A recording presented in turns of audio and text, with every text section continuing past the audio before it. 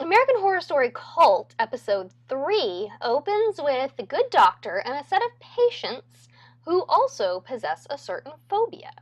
Of course, phobias are the pinnacle of this season, or at least one of the major themes of this season. The phobia introduced is ferrotrophobia, which is kind of, it reminds me of claustrophobia. And although the phobia is only briefly touched on and only briefly important in this episode, I'm kind of having fun learning all these phobias. The couple that experience, or the woman that experiences this phobia, dies very early in the episode, so after that, it's just not really important. The importance of her character is that she introduces something that is related to the clowns, I suppose, but is also a new hysteria on the show that now others can see, so it's not just Allie. So although Allie may still be crazy, at least now people can see that she's perhaps not that crazy. The smiley face serial killer, as they think it is right now, they don't understand or realize that it's most likely more than one. And I kind of have my suspicions who might be behind all of it. Of course, then that might have just been something that they put in the episode to kind of lead us in the other direction. I have my suspicions about the doctor. He's a shiesty mofo. I don't know about this guy. This season has really brought in a lot of, as I've mentioned on episodes, real life issues. The angry mobs have started because if you remember in the last episode, Allie at the end, in self-defense, shot into the dark as she saw a man coming into or up to her door. Of course, Allie's very crazy, sort of, and so she shot. She ended up killing a character who did not mean her any harm, but she didn't know that. However, the character also is Hispanic, and so that creates a bunch of protesters out in front of the restaurant because it becomes that type of issue, the racially charged issue. This season, I've said it before and I'll say it again, this season is really touching on so much of what is going on in our country right now. I mean, it's, you can open up your social media, whatever you follow, Twitter, Facebook, what have you, and essentially this season is making a parody of all of the things that you see, the social justice warriors, what I call the social media social justice warriors. It is really not even just lightly touching on it, it's like on the nose with all of it, which I understand is the point. That's what this season is all about. And then there are those neighbors. Now, I mean, I know part of the issue with the neighbors is that Kai has his sights on Allie and on basically getting Allie to join his cult. And these crazy neighbors across the street are some of his followers. So I know part of what they're doing is to kind of get a rise out of her for him. But I also feel like they're just like wretched people just in and of themselves. Like they're the type of neighbors that like, I'm really glad that like I really keep to myself. I lived in the same house for like 7 years, and I think maybe 3 of my neighbors know who I am, only because my kids play with their kids. Otherwise, I'd just be that weird lady in the corner lot, and I'm totally cool with that. I don't mind being the reclusive lady. I've already started my cat collection, and my adorable dog collection, and my plate collection. I don't really have a plate collection. My grandma has a plate collection that I'm pretty sure she's going to pass down to me. I'll probably use it to eat pie off of. I love pie. I will say that I'm kind of loving what they're doing with this season because I am one of those people who, I'm an equal opportunity asshole, I guess you could say. Either side of the fence that gets too extreme, I'm going to call them out on it.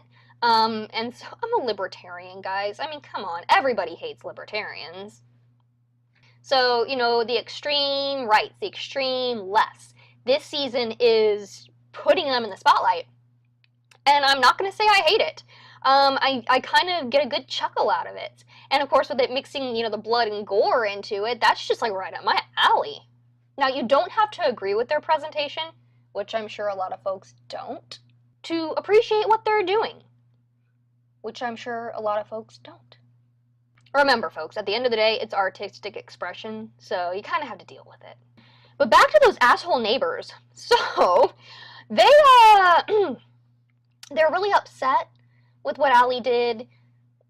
They, you know, are claiming to be supporters of the Hispanic community, which they express in the most offensive, I guess, way you could probably, trying to claim to be a supporter of the Hispanic community and showing up wearing a sombrero. I mean, I kind of feel like that's a little tacky, don't you guys? But I digress. So now they're really pissed off at Allie, right? So they start making these personals ads, and one of these ads ends up resulting in a naked man in Allie and Ivy's living room himself because it was put in the ad that this was something that Allie and Ivy wanted. They, in fact, did not. And then the neighbors kept putting the ad in the paper with different wording. So, yeah, I mean, oof, not good neighbors. I thought people who blocked my driveway were obnoxious. I'd take that any day over, you know, guy in living room with, And as I said before, I'm starting to think that the good doctor might know more about the smiley face killers than is being very overtly presented. He has a stack of pins, and they're all smiley faces, like pins that you put on your clothes. Like pins that I wore when I worked at Fridays when I needed flair. But I digress. His all-around creepiness definitely does not help in his argument if he's not, in fact, involved. But, I mean, come on. The guy is very, very connected to the mental health community. He knows what everyone's fears are. So, I mean, come on. The couple at the beginning, he knew exactly what their fears were. Allie with, like, literally everything that scares her. I mean, you know, though everything scares her, so she'd kind of be like, you know, fish in a barrel.